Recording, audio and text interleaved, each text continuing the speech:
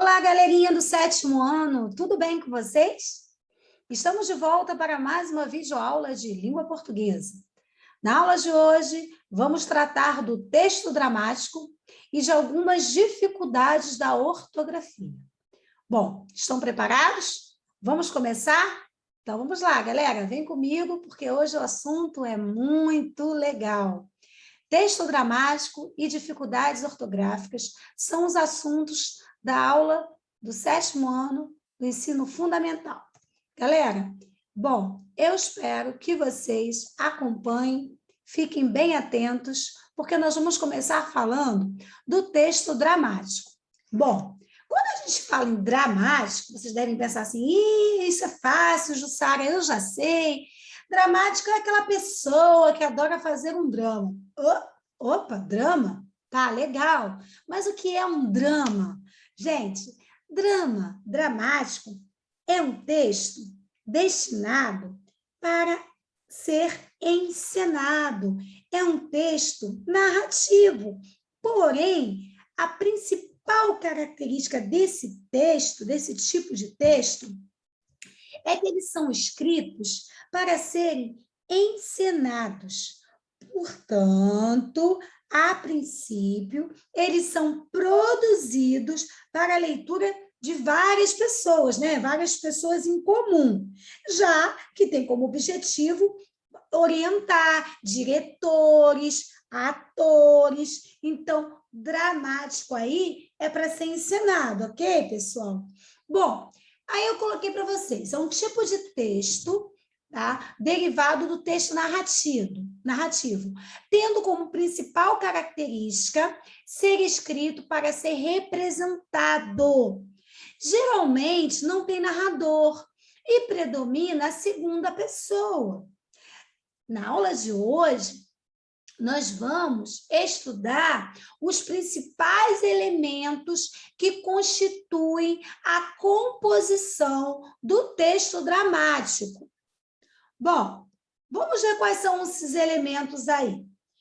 Os principais elementos de um texto, né, dramático em geral, desde a antiguidade, antes de mais nada, antes de nós estudarmos propriamente dito esses elementos, eu gostaria de falar que o texto dramático, ele é originário lá da Grécia Antiga, que, por sinal, a Grécia Antiga é considerada o berço do nosso teatro, do teatro ocidental, né?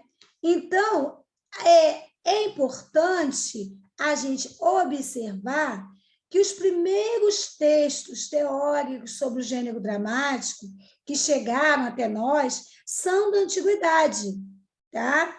Então, assim, esse gênero é de fato muito antigo. Então, o fato é que o teatro grego é considerado o berço do teatro ocidental. Então, isso eu quero fixar com vocês. Porque, às vezes, a gente ouve falar, né, mas não tem muita certeza, né, das origens do teatro, né? Então, é importante a gente ressaltar isso. O gênero dramático, como eu disse, ele é composto para isso, para serem, eles foram escritos para serem ensinados, como disse anteriormente. Lá na origem, né, na origem grega, o gênero dramático ele estava muito associado à imitação, né, ou representação da realidade, né? Então, quer dizer, era muito comum imitar personagens, indivíduos daquela sociedade, às vezes com moral superior, moral inferior. Então, geralmente, o teatro grego, né, ele estava muito associado a comportamentos sociais da época. Tá? Era muito comum a gente ver tipos humanos representados, né, através das peças teatrais. Então, eles faziam uma crítica através do teatro aos comportamentos sociais. Talvez isso hoje já tenha perdido essa essência, né? Não é comum a gente estar sempre criticando pessoas, personalidades, políticos no teatro, tá? Embora isso às vezes aconteça, mas era muito comum, tá? Na antiguidade. Bom, para direcionar, né, a encenação, o texto dramático possui alguns elementos particulares. Esses elementos são prólogo, atos, cenas, epílogo e rubricas. Aí nós vamos ver cada um desses elementos aí que ajudam na construção do texto teatral. O que é um prólogo? O prólogo, né? Eu vou ler aqui alguma informação e tem o exemplo aqui do lado.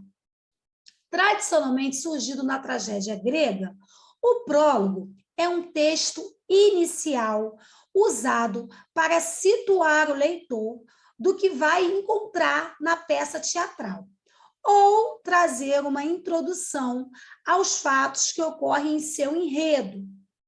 Geralmente era escrito em verso e anunciava a temática, ou seja, o assunto que iria ser tratado naquela peça.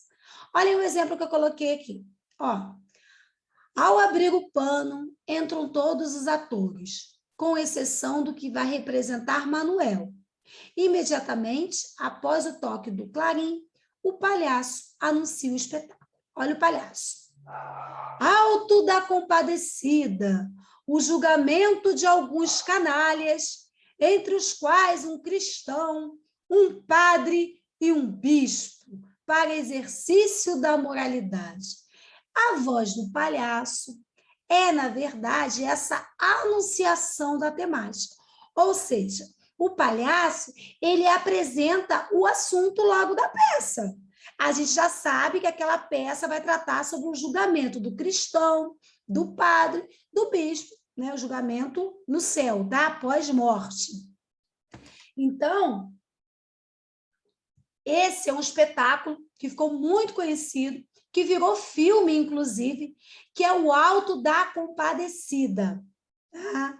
Então, ele trata dessa também, é um texto moralizante, né, que vem falar da conduta, né, aquilo que eu disse a respeito da conduta, de tratar da conduta, do comportamento, né, dos indivíduos. Esse texto do Ariano Suassuna, que é o autor dessa obra, fala dessa questão moralizante. Porém, esse texto não é o único, tá, gente? A gente tem textos datados anteriores ao Alto da Compadecida que trazem essa mesma temática, esse mesmo assunto.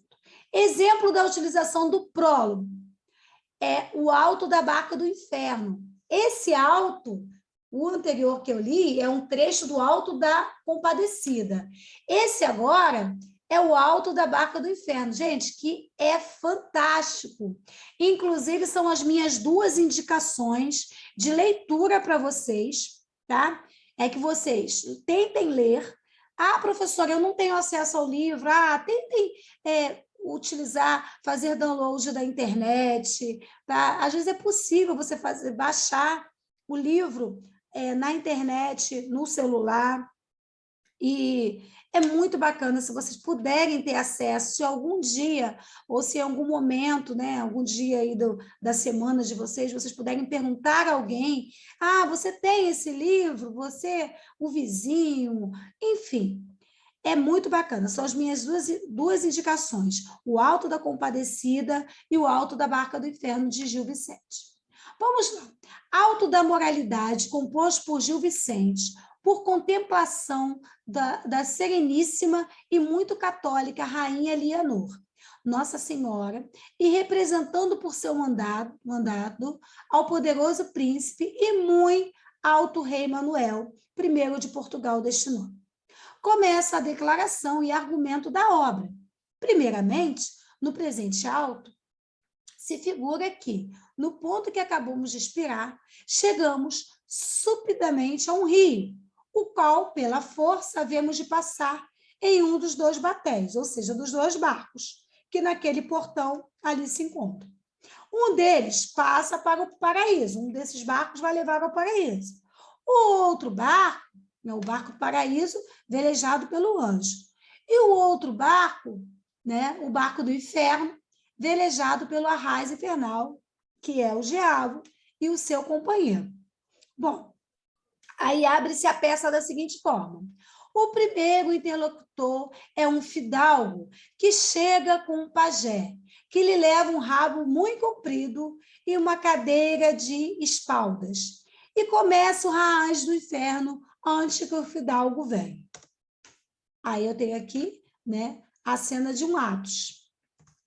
Atos é, na verdade, um outro tópico, tá? Também da peça teatral, um outro elemento, né? Um outro elemento da peça teatral são os atos. Os atos, gente, nada mais são do que a própria cena, tá? É o momento em que a obra, em que tudo acontece, é o período, né? Então, aqui é a própria cena. E as cenas, né? Os atos, eles se dividem em algumas cenas. Essas cenas, elas são ali distribuídas pelas saídas e entradas das personagens. Então, a gente vai ver primeiro ato, segundo ato, né? Então, vai ser dividido de acordo com a saída e a entrada das personagens. Atualmente, os atores simplesmente dividem o texto em cenas e quase já não se utilizam os atos. Por isso que eu passei meio rápido aí pelos atos.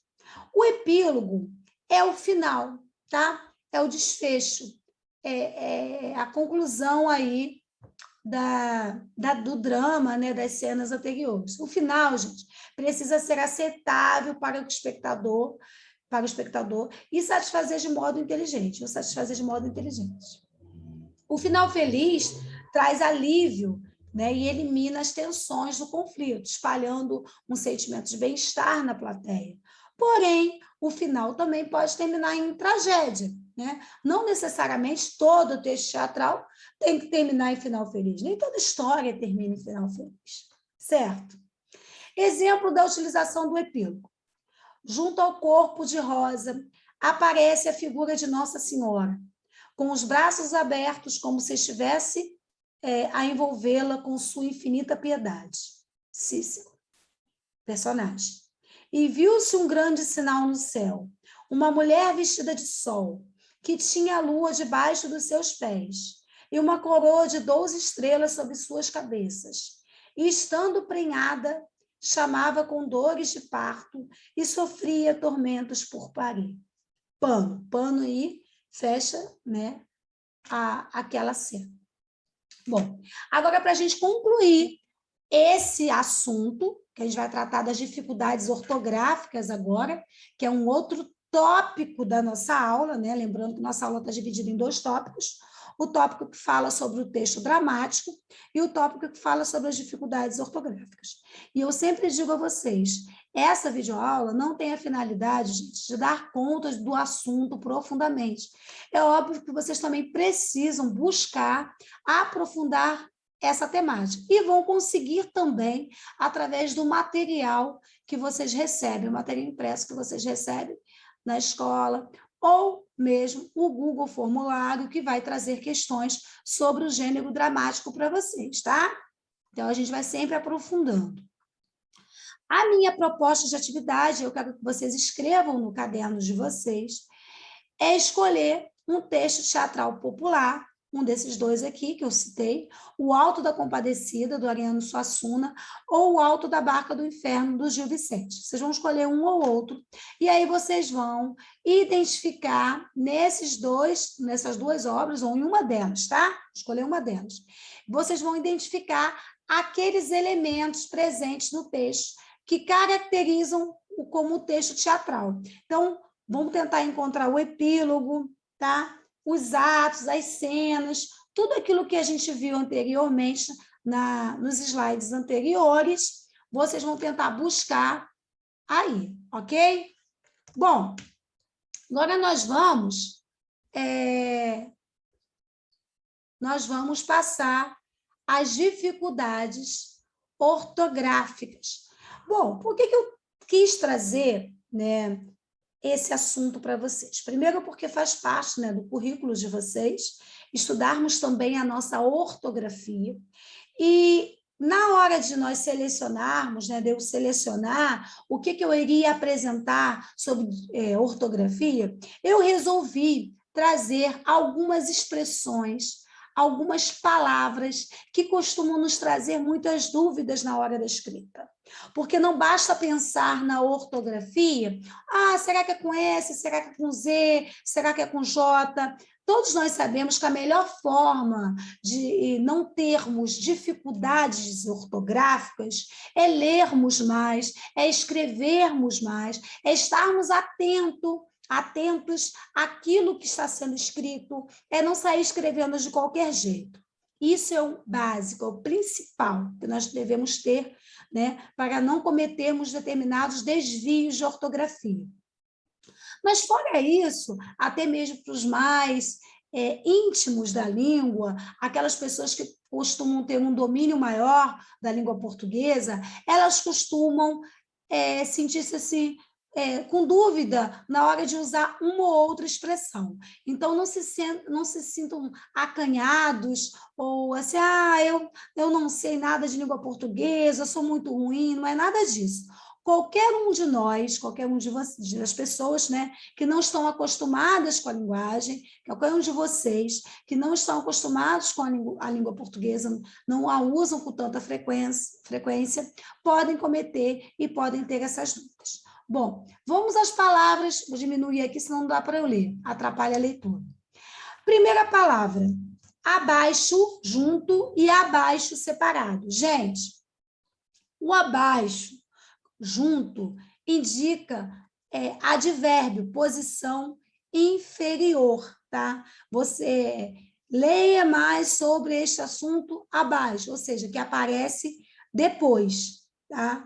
Agora, abaixo separado, tá? Olha só, olhou-me de cima a baixo, é de cima ou de alto, abaixo é de altura mesmo, num comparativo. Baixo, alto, cima, baixo, alto e cima e baixo, tá? É num comparativo. Quando quiser estabelecer comparação do alto, do baixo, é separado. Abaixo, posição inferior. Bom, onde e aonde? Esta daqui é comum as pessoas confundirem. Em geral, as pessoas colocam aonde, onde devem colocar o onde. É uma loucura. O onde é lugar sem movimento. Quando você quiser dizer lugar fixo. Então, onde é só representando lugar fixo. Não sei onde deixei meus livros, ou seja, qual lugar fixo, em cima da prateleira, em cima da cama, da mesa, do sofá. Não sei onde você mora. Onde? Que lugar você mora? Você mora na rua 10, na rua 20, enfim, na zona rural, na zona urbana. Agora, o aonde indica a saída daquela pessoa. Aquela pessoa está indo aonde? Aonde? Aonde você vai levar seus filhos para passear? E por aí vai.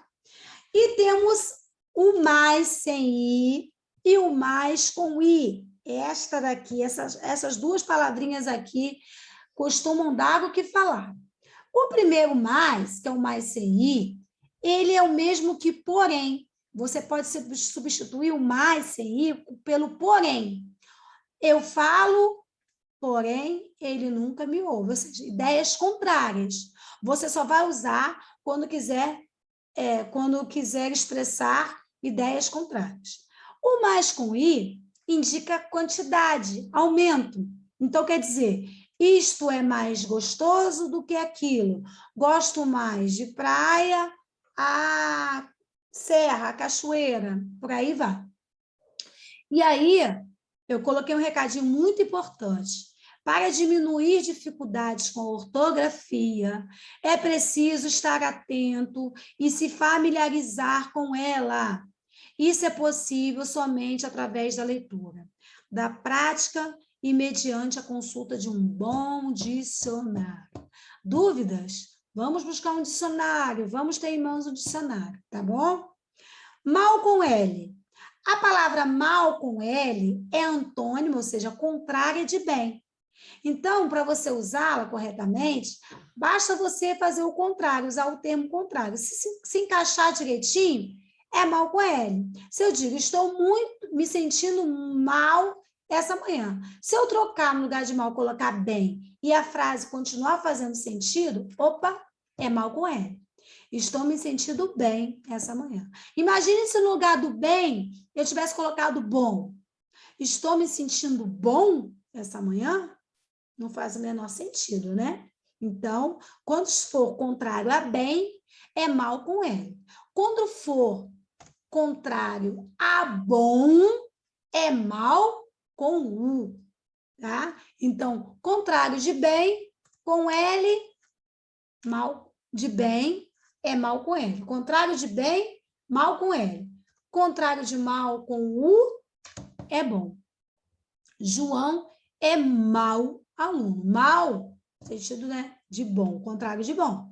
Ele foi muito mal comigo. Mal, ruim, né? Comigo, bom, contrário de bom. E por aí vai. Agora, para a gente poder concluir a nossa videoaula de hoje, eu tenho aqui, galerinha, um desafio. O desafio é: a alternativa que contém um erro de ortografia é: letra A, não sei aonde deixei minhas canetas. Letra B, não gostava mais de caminhar pela cidade. Letra C, estava se sentindo mal pela manhã. Ou letra D, a próxima sessão de cinema começa às 21 horas. E aí, qual é a alternativa? Quem pensou na alternativa A está correto, gente. Não sei aonde deixei minhas canetas. Não, não, não, não. Lembrem-se, aonde só quando indicar movimento. Se eu falo, aonde você vai? Certinho. Se eu falo, aonde você mora? Não. Onde você mora? Os termos onde e aonde são utilizados em situações diferentes. Onde indica lugar. Aonde indica movimento ou aproximação, tá? Então, é isso, gente. Por hoje é só. Eu espero que vocês tenham aproveitado bastante desta aula. Façam as anotações. Se possível, assistam novamente o vídeo, porque aí vocês podem fazer as pausas, fazerem aí as anotações nos cadernos de vocês. Ok? Fiquem bem, se cuidem. Até a próxima.